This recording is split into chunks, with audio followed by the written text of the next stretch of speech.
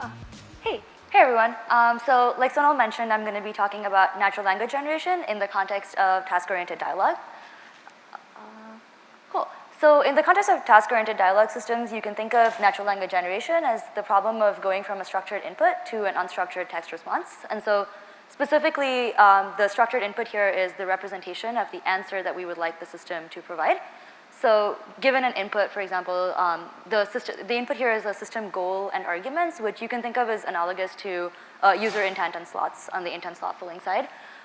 So for example, given this goal, inform weather forecast, and the arguments Menlo Park tomorrow sunny, which it always is, your system could produce a response like, it'll be sunny tomorrow in Menlo Park.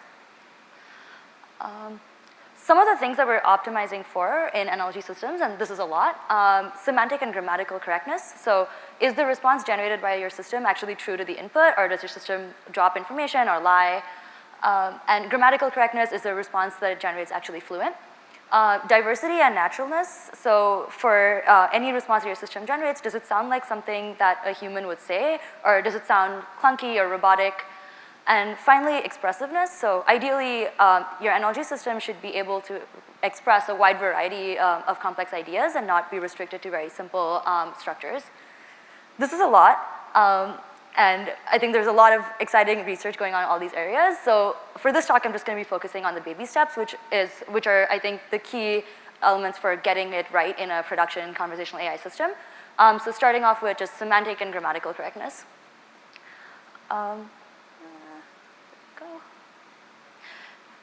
So I'm going to start off by describing like what I would call like traditional NLG systems, and these are systems where essentially you need to develop these like text and sentence plans and rely on grammars for surface realization.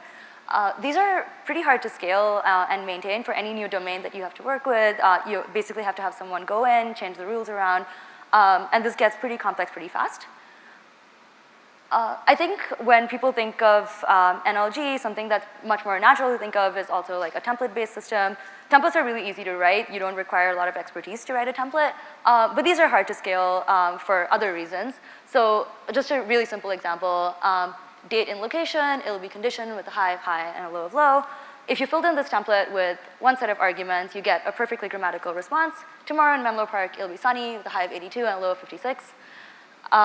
If you just swap out some of these arguments, you automatically get something that is ungrammatical. So March 3rd in Golden Gate Bridge, it'll be rain with a high of 72 and a low of 51. So even with these template-based systems, you do need some amount of like hard coding and manual work to ensure that you get agreement and naturalness right. Moving on to retrieval systems. So this is an ongoing area of work, and there's some really exciting results out in a lot of different domains.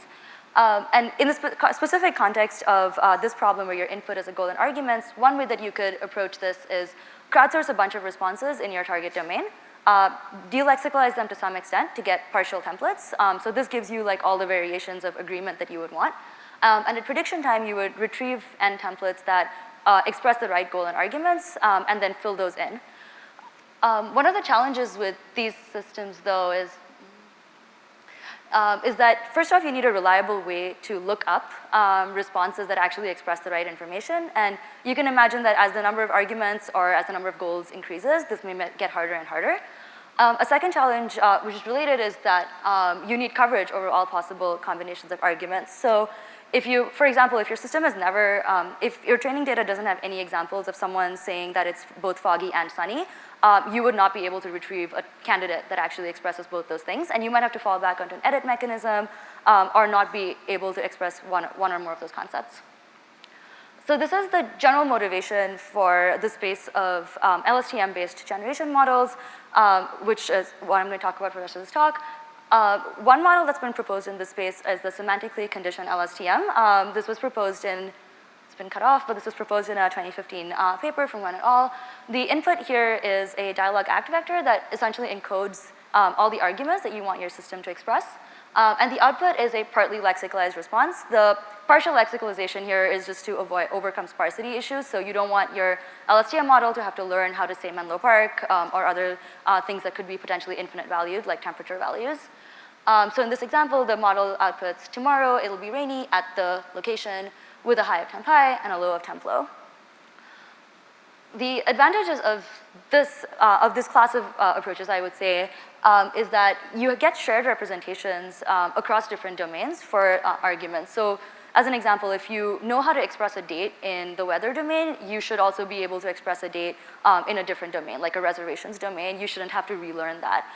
Another huge advantage over the retrieval-based approaches is that your models can generalize to unseen argument combinations. So even if your generation model has never seen foggy and sunny in the same response before, if it knows how to say each of those things independently, and if your model is trained well, it should learn to compose those correctly. And finally, it's easy to incorporate additional features into these models. So for example, if you want your model to take in features from the dialogue context or take in features from a knowledge graph or a knowledge base that would give it additional information to condition generation, it's easy to incorporate that into these models.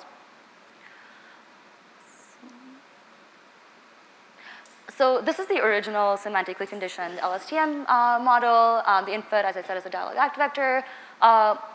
The model that we ran our experiments with is an augmentation on top of this, where the input to the model is additionally a goal embedding. And so this is really useful, you can imagine, for cases where you want to express different intents, but your arguments stay the same. So this helps with the generalization issue that I was talking about earlier. So if you have informed weather forecast and you have informed like whether or not found, you would be able to reuse the argument representations that your model has learned for both of those goals.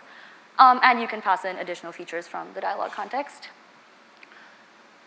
So the data set that we're working with is 66,000 examples from the weather domain. There are 10 different goals and 18 different arguments, and these arguments can be combined in a lot of different ways. So in our test set, there are 11,000 examples where there are argument combinations that I've never seen before at training time. So the model has to learn to generate, learn how to compose these arguments together, even though it's never seen them before. And here are some results from human evaluation. So the baseline LSTM here is a really simple like decoder model where the input is just a vector representation of the dialogue act and arguments. We also tried it against a retrieval model, not a retrieval and edit model. And SCLSTM fully delexicalized. So this is the case where the SCLSTM model is predicting a full template and not lexicalizing or producing surface forms for weather conditions or attributes. And then the partly lexicalized SCLSTM where we give the model the freedom to kind of express all the different arguments except for infinitely valued arguments like locations and temperatures.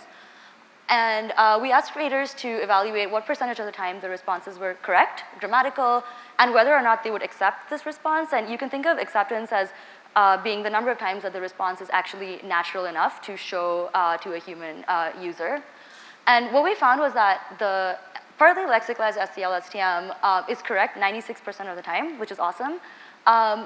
It's less grammatical than the fully delexicalized SCLSTM, and this was interesting, right? Because theoretically, the partly lexicalized SCLSTM, because it has the freedom to pick the surface forms, it should also get the surrounding context right. But what we found was that the fully delexicalized SCLSTM was just generating generic templates a lot of the time, and so those worked really well with the canonical forms for arguments that it wanted to express. But it ended up losing out on naturalness as a result because some of these phrasings then sounded awkward. And so the last model here is actually the best performing model in terms of naturalness. And one thing I want to call out as well is that the retrieval model, around like 15% of the time, it just fails because it can't find it can't find any candidates that express all the right arguments. So that's why it's correct only 85% of the time. Almost out of time, I'm going to go through. Future directions here are improved naturalness in the context of the dialogue, as well as adding expressiveness through more complex input representations. Since we're out of time, I'll take questions afterwards. Thank you.